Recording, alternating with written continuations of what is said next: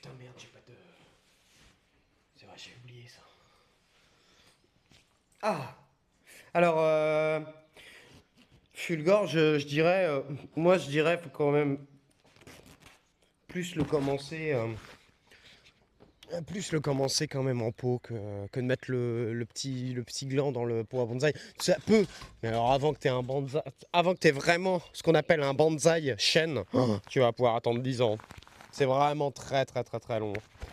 Très très très long. Alors, je vais vous expliquer. Tiens. Ah, j'ai des petits problèmes de digestion. Oh! Ah, mais je sais pas pourquoi. Mais je suis malade, moi. Non, mais c'est le chorizo qui fait ça. Je sais pas si c'est le poireau ou le chorizo qui fait ça. Mais... Ah, c'est peut-être le clafoutis. Alors, voilà, les amis, vous voyez bien? Je vais regarder si je peux pas zoomer. On va passer en comme ça, je pense. Je vais vous reculer un poil pour... Voilà. Bienvenue à tous ceux qui découvrent la chaîne là-dessus, effectivement. Voilà, je vais me mettre comme ça, j'espère que vous verrez bien ce que je vous explique. Donc là, qu'est-ce qu'on a fait? Vous avez le chêne qui a poussé dans le terrain. Ok? Alors déjà, je peux te dire que là, en fait, son ébari, du coup, c'est quoi son ébari? C'est ce qui fait la jonction entre les racines et son tronc, d'accord? Mais qu'est-ce qui nous intéresse, nous, sur un bonsaï?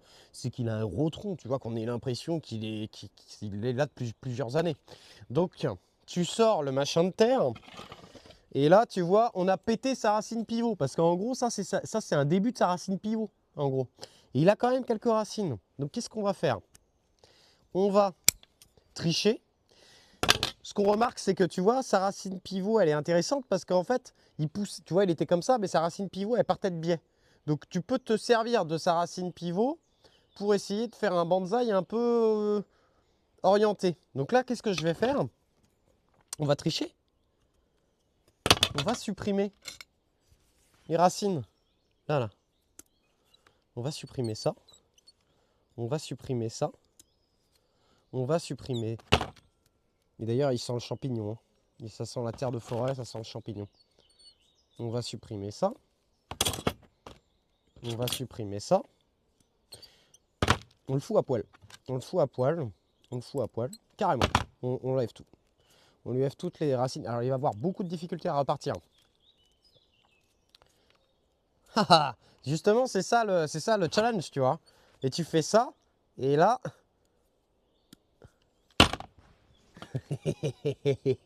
Et là, du coup.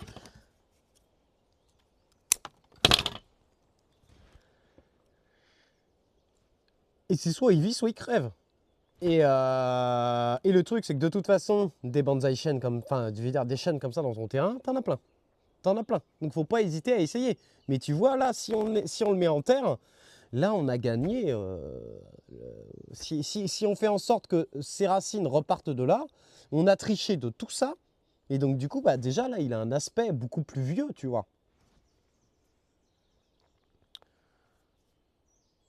Ah, ben déjà, pour avoir ça, déjà.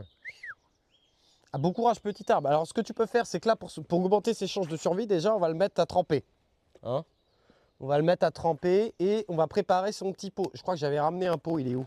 J'ai ramené un pot comme ça. Voilà. Donc là, je vais prendre un pot de basse qualité, c'est-à-dire un pot avec un seul trou. Il y a déjà une grille qui était prête. Tu vois, là, on a du fil de ligature. Bah, d'ailleurs, c'est du fil de ligature de qualité, ça.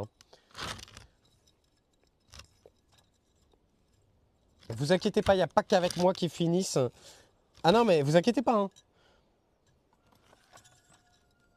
Non, je vais le mettre dans mon mélange, là. Je vais le mettre dans mon mélange classique. Là, j'ai trop de fil de ligature, donc hop, ça peut me faire des futurs agrafes. Hop. On va pas se casser le cul. Hein. Alors là, on va vraiment pas se casser le cul. Hein.